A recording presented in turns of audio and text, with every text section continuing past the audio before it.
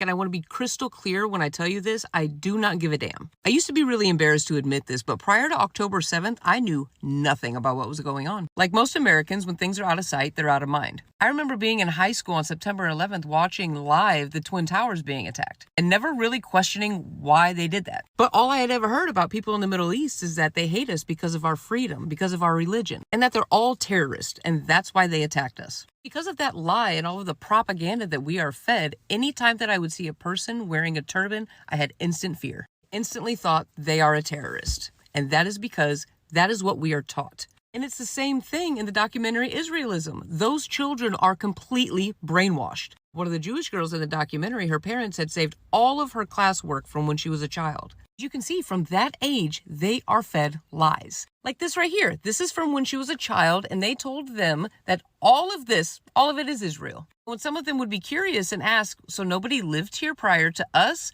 Their response that they would get is that there were some people that lived there, but they never really built anything for themselves. During the summertime, they would have what we call summer school or summer camp. They would quite literally train these children how to be in the army. When they turned 18, they had this mindset like, yes, we are going to go fight for our people and fight for our land. When some of them got to where they were going, they saw things that they were never taught about. They were appalled and they felt extremely deceived because all they had to do was look around and they saw what the hell was going on. When I was watching that documentary and they were interviewing these Zionists, they all had the same talking points. Same ones that we hear now, all of the time. Like I said earlier, October 7th, I had no idea what was going on. But unlike young Michelle, the first thing that I asked myself was, why would they do that? And that's when I started doing research and I couldn't believe what the fuck I was reading. Initially, when reading those things, that is a hard pill to swallow. Again, we are not taught any of those things. It was a very scary thing to talk about, especially on a larger platform, because I was very unbiased going into this. Again, I didn't know what was happening. But from what I had been learning, it seemed pretty clear who was in the right and who was in the wrong. 75 years prior to October 7th.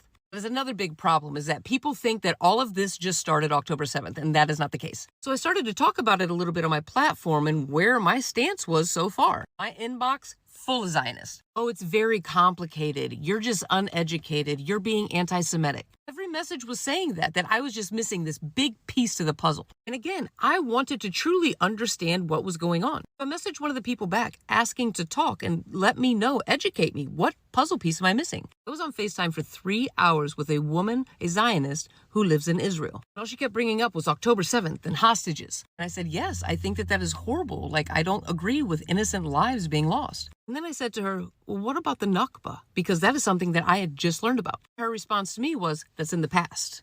We can't worry about things that's in the past. We can't change that. She was insisting that I hated Jewish people. And I told her, I said, Miss, I have only ever sympathized with Jewish people based off of what their family members had gone through. I said to her, but there is a difference between Judaism and being a Zionist. She told me I was anti-Semitic for that. And I said, well, actually, a Jewish friend of mine was the one who told me that. And her response to me was, well, they have internalized anti-Semitism. Nothing I said was correct unless I agreed with her. And now, 8 months into this, it's still the same shit. There is no missing puzzle piece. We are seeing it for what it is. You know, the Israeli government and Zionists tell us a lot of things. The Palestinians, they show us. Right here through our phones. This right here is something that has never happened before. We are watching these things happen in real time. And even though we are all seeing these things happening with our own eyes, our government still continues to lie to us. Now in America alone, you have millions of people that are like, wait a minute, what? Because here in America, we are spoon-fed one-sided propaganda bullshit.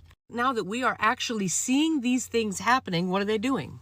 They're not allowing journalists to be on the front lines. We want to try to ban the social media apps that we get so much information from. Seeing is believing, and just like those people in the documentary, they had no idea until they saw what was happening with their own eyes, and they wanted nothing to do with it. Like I said earlier, these Zionists have the same talking points. None of it ever changes with any of them. Unless you agree with them and stand with Israel, you are a terrorist sympathizer, you support Hamas, you're anti-Semitic, and you hate Jewish people. And here in America, there are so many brainwashed people. And I do my best to give them grace because, again, what they are saying is what we are taught. They don't know any better. But just like Zionists, they all have the same talking points. The fact that I'm a woman and that I'm gay, automatically, first thing they said, do you know what they would do to you over there? They would throw you off a building. They would be in complete control of you. They want to acknowledge that, but they don't want to acknowledge any of the hate crimes that happen here in America.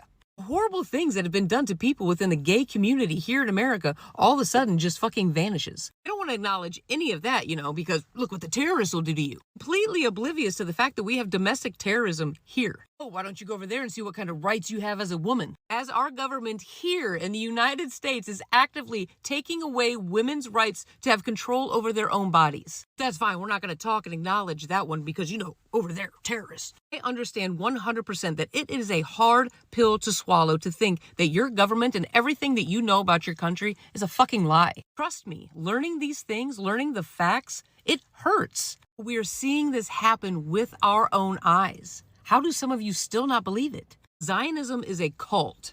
Textbook definition. And saying that does not make me anti-Semitic. I keep being told, the hostages. Yes, the IOF has now rescued 7 of those hostages. Would you like to know how many of those hostages they have killed due to their carpet bombing? Did you know that Hamas has released 150 of those hostages? Of course not, because mainstream media does not tell you those things, and some of you just refuse to watch anything that's actually factual, because those things are just too hard to watch. You're right.